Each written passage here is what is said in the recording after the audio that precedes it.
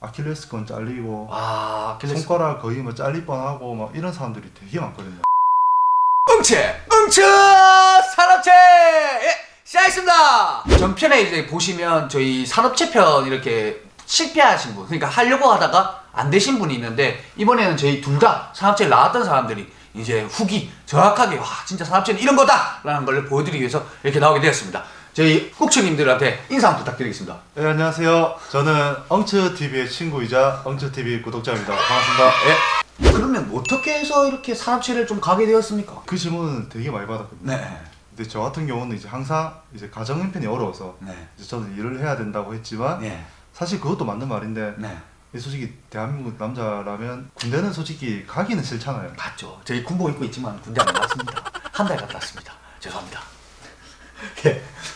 그 두 개가 이제 다 필요가 하니까 저는 이제 그렇게 해서 이제 사업체를 하게 됐죠. 그러면 이제 경로는 좀 어떻게 해서 가신 거죠, 산업체를? 고등학교 때 맞춤형 취업을 나와가지고 네. 그 들어간 회사가 때마침 일단 산업체더라고요. 저는 일단 산업체를 할 생각은 처음에 없었는데 이제 그쪽에서 하다 보니까 산업체를 해야 되겠다 네. 생각을 하고 있었지만 이제 한 1년 반 정도 다니다가 이제 회사 사람들이랑 좀 많이 부딪히면서 어떻게 나오게 되고, 이제 어차피 저는 하려고 했으니까 이제 다른 데를 좀 알아봐야 되겠다 네.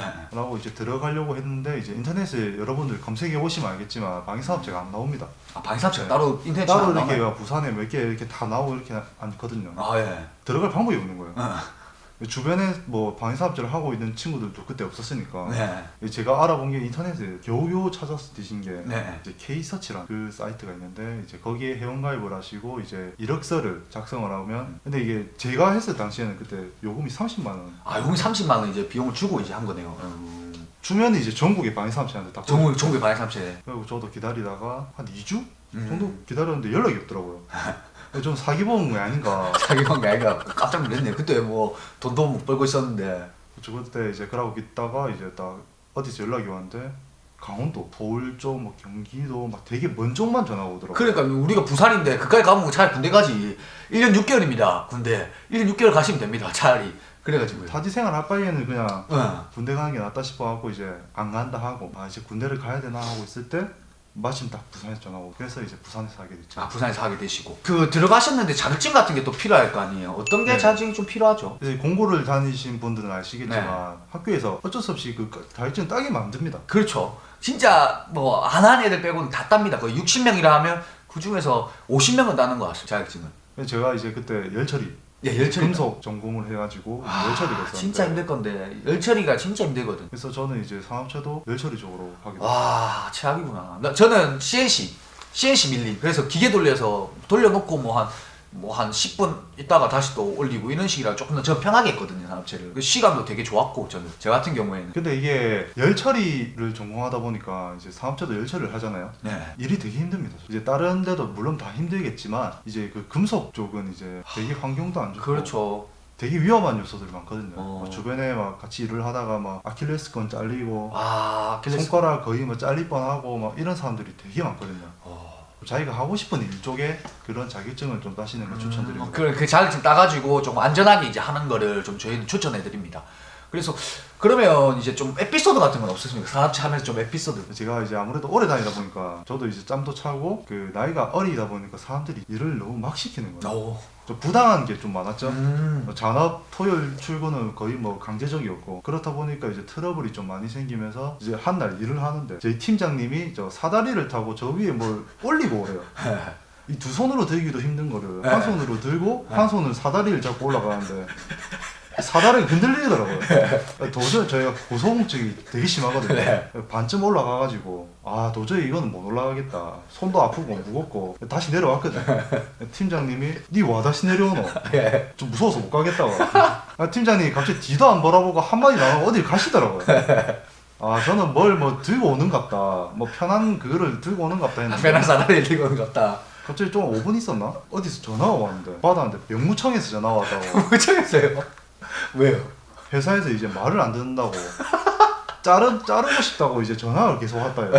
저 전화를 받고 너무 어이가 없어서, 솔직히 이게 일을 제가 하기 싫어서 하는 게 아니고 무서워서 내려온 거잖아요. 너무 화가 나고 어이가 없어가지고 사무실 바로 갔죠. 가가지고 그리고 바로 사무실 문 열고 이제 할 말이 있다고 따지려고 한 말이 있다고 했는데 죄송합니다.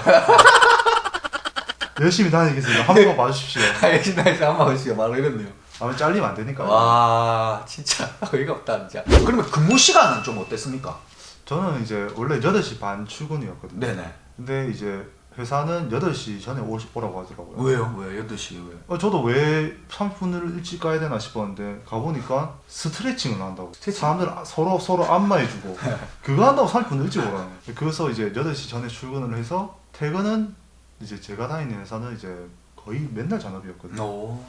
그래서 맨날 9시까지 하고 네. 토요일도 이제 출근을 해서 토요일은 이제 잔업이 없는데 거의 한 6시, 5시 그때까지 계속 일을 했죠. 10시 다시 가면 주 6일 하셨네요 거의. 예, 거의 6일이었죠 맨날.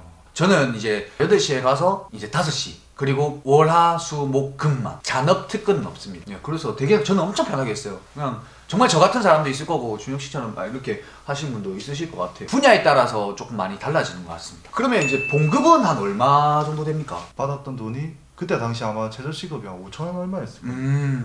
그래서 이제 잔업이랑 특근까지 다 해서 거의 한 190, 많이는 막 200 넘게 할 수도 있고. 지금은 근데 조금 환경이 많이 좋아져가지고 돈은 조금 더 많이 받는 시스템이거든요. 뭐 아시다시피 그건 최저임금 지급 찾아보시고 이제 계산해 보시면 어느 정도 나올 겁니다. 근데 그때 저희만 할 때만 해도 진짜 저희는 힘들게 했거든요. 저는 좀 많이 받는 편이었어요. 왜냐하면 저는 팀장을 해가지고 거기에서 이제 팀장을 해서 한 200만 원 정도 그때 받았던 것 같습니다. 저는 일하는 시간에 비해서 사업체 중에서는 진짜 많이 받는 편이었거든요. 진짜 뭐 연봉 아까 제 뭐 봉급은 한 200만 원씩 받는데 돈은 한 얼마 정도 이렇게 모았습니까? 하시는 동안 사업체 하면서. 이게 사실 이제 친구들은 다 군대에 가 있잖아요. 네.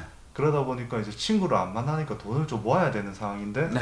한 번씩 애들이 휴가 나오면 네. 이제 저는 일을 하고 있고 친구는 이제 군대 신분이니까 돈이 없잖아요. 그렇죠. 그래서 제가 다 내고 막 많이 사줬죠. 네. 그때는 진짜 그 당시는 저도 많이 사줬습니다. 그 친구들한테 진짜 많이 사. 그래서요. 그래서 모은 돈은 솔직히 없고요. 모은 돈 사업체 하시면서 모은 돈이 없으시네요. 저 같은 경우는 한 3천만 원 딱 모았었습니다.